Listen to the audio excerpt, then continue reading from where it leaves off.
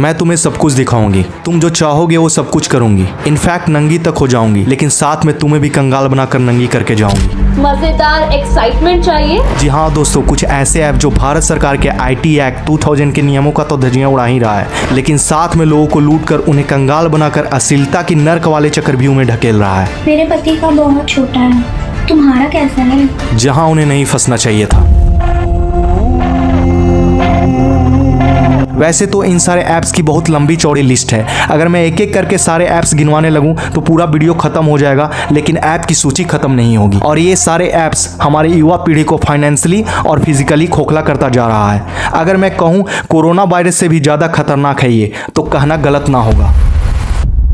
इन सारे ऐप के बारे में जानने से पहले आपको ये समझना होगा कि वास्तविक में IT एक्ट 2000 है क्या। इस अधिनियम को 17 अक्टूबर सन 2000 को पूरे भारत में लागू किया गया था। इस अधिनियम में कुल 94 धाराएं हैं और ये 13 अध्यायों में बटी हुई है। इस एक्ट को लागू करने का भारत सरकार का मुख्य उद्देश्य साइबर क्राइम से जुड़ी अपराधों और उसके दंड को लेकर है। दरअसल इस एक्ट में 2 धाराएं ऐसी है, धारा 67 और 67 है, जिनका कनेक्शन उन सारे ऐप्स के साथ है जिनके बारे में मैं आप सबसे वीडियो में आगे बात करने वाला हूँ। धारा 67 के मुताबिक इलेक्ट्रॉनिक रूप में स्पष्ट या अश्लील सामग्री भेजने पर 5 वर्षों तक का कारावास और 10 लाख तक का जुर्माना लग सकता है। और धारा 67A के मुताबिक इलेक्ट्रॉनिक के माध्यम से यौन रूप से स्पष्ट कृत्य वाली सामग्री भेजना या दिखाने पर 7 वर्षों तक का कारावास और 10 लाख तक का जुर्माना लग सकता है। और मैं जिन सारे ऐप्स के बारे में शुरुआत में बात कर रहा था, वो सारे ऐप्स इन 2 धाराओं का तो पालन बिल्कुल भी नहीं करते हैं। ऐसे में सवाल ये उठता है कि सरकार आखिर इतने बड़े स्कैम को लेकर चुप क्यों है। दरअसल सरकार ने समय दर समय बड़े एक्शन भी लिए। वो दिन था जब 29 जून 2020 को सरकार ने टिकटॉक, बिगो लाइव और यूसी ब्राउजर जैसे बड़े ऐप्स को बैन कर दिया था। India has banned 59 Chinese mobile applications.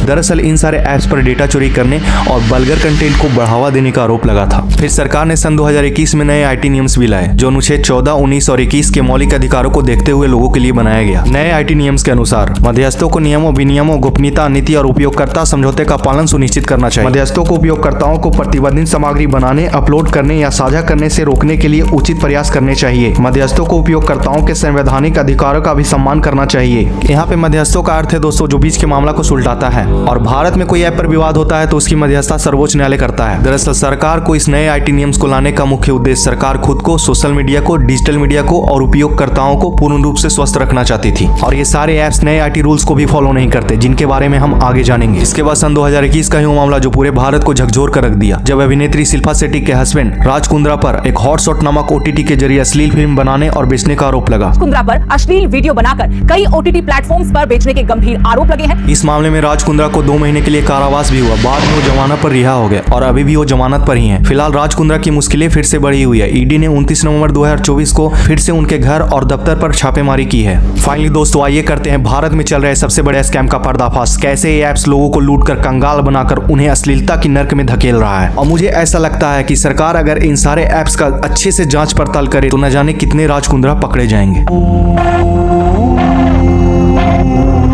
उससे पहले दोस्तों मैं आप सबको एक बात स्पष्ट कर दूं, मैं जिस भी ऐप का नाम लूंगा वो भारत में अभी बैन होना चाहिए था, लेकिन हमारा दुर्भाग्य है कि वो ऐप इजीली आपको प्ले स्टोर में अवेलेबल मिल जाएगा। अब आइए समझते हैं ये ऐप काम कैसे करता है, जानते हैं। वैसे मैं जितना स्टडी कर पाया दोस्तों, उन सारे ऐप्स की सूची ये रही, जिसमें से मैं एक ऐप ट्रिपल जेट फन का उदाहरण देकर आप सबको समझाने वाला हूँ। उससे पहले मैं भारत सरकार से अपील करना चाहूंगा, इन सारे ऐप्स को जितना जल्दी हो सके बैन कर देना चाहिए। ये सारे ऐप युवा पीढ़ी को तो खोखला कर ही रहा है, साथ में हमारे समाज और संस्कृति को भी नष्ट कर रहा है। दरअसल जब आप इस ऐप को डाउनलोड करेंगे तो इसका इंटरफेस कुछ इस प्रकार से होगा। सबसे पहले आपको फास्ट लॉगिन लिखा हुआ आएगा और आप जैसे ही इसमें लॉगिन करते हैं, इसमें हजारों लड़कियां आपको दिखने लगती है और लड़कियों के इतने गंदे और भद्दे मैसेजेस पॉपअप के जरिए आपको आने लगते हैं, जिसको पढ़कर आपके हवस की चरम सीमा यहाँ से यहाँ पहुंच जाती है, जिसके बारे में मैंने आप सबसे शुरुआत में बात करी थी। और फास्ट लॉगिन के जस्ट नीचे ही इनका टर्म्स एंड कंडीशन होगा। टर्म्स एंड कंडीशन अगर आप इनके देखेंगे दोस्तों तो एक मोटी किताब के पन्नों से भी ज्यादा इनका टर्म्स एंड कंडीशन है, जो जाहिर सी बात है एक आम इंसान ये तो बिल्कुल भी नहीं पढ़ेगा। और यहाँ इंसान पढ़ने नहीं कुछ और करने आते हैं। और यहाँ कुछ और करने के लिए आने वाले लोग जब किसी एक लड़की से बात करने के लिए उस पर टैप करते हैं तो उन्हें तुरंत रिचार्ज करने के लिए कहा जाता है। और यहीं से शुरू होता है इन सारे ऐप्स का मास्टरमाइंड वाला बड़ा स्कैम। और इनके प्लेटफॉर्म पे जो भी लड़कियां होती हैं दोस्तों, वो सब कुछ करेंगी जो आप चाहेंगे।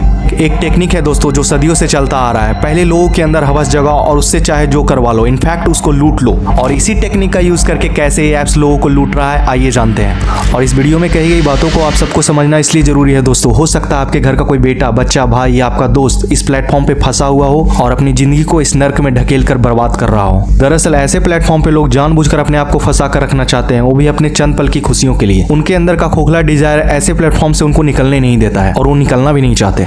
ऐसे में सोशल अवेयरनेस का होना बहुत ही ज्यादा जरूरी हो जाता है दोस्तों। अब आइए समझते हैं इनके रिचार्ज प्लान को और कोरोना वायरस से भी खतरनाक वाली बात मैंने क्यों कही थी, अब आपको समझ में आएगा। और अगर इनके रिचार्ज प्लान का कॉस्ट पर मिनट ड्यूरेशन के हिसाब से देखा जाए तो 100-150 से लेकर 200 तक का होता है और ये इस बात पर निर्भर करता है कि आप किस टाइप की लड़की से बात करते हैं। अगर लड़की युवा और थोड़ी अट्रैक्टिव है तो ऐसे लड़कियों से बात करने का कॉस्ट थोड़ा ज्यादा हाई होता है। दरअसल इन एप्स पर आपको रिचार्ज के बदले कॉइंस मिलता है। कुछ एप्स तो ऐसे हैं दोस्तों जो बिना रिचार्ज किए हुई अश्लीलता का खुलेआम प्रदर्शन कर रहे हैं। तो आप सबको क्या लगता है दोस्तों, ऐसे एप्स को बढ़ावा देने वाले और बनाने वाले कंपनियों पर प्रतिबंध लगना चाहिए या नहीं? कमेंट सेक्शन में अपनी राय जरूर दें। अगर आपको लगता है ये इन्फॉर्मेशन सभी लोगों तक पहुंचना चाहिए तो प्लीज इस वीडियो को अपने दोस्तों के साथ शेयर जरूर करिए ताकि ज्यादा से ज्यादा लोग जागरूक हो सकें। इनफैक्ट मैं भी ये वीडियो तब बना पाया जब मेरा एक दोस्त इस नर्क में फंसा हुआ था। और दोस्तों आप सबको अगर मेरा ये इन्फॉर्मेटिव वीडियो अच्छा लगा तो प्लीज इस वीडियो को लाइक करिए और हमारे इस चैनल को सब्सक्राइब करिए। मैं मिस्टर सिसोदिया मिलता हूँ ऐसे ही नेक्स्ट इन्फॉर्मेटिव वीडियो में। तब तक के लिए आप सबको मेरा प्यार भरा नमस्कार।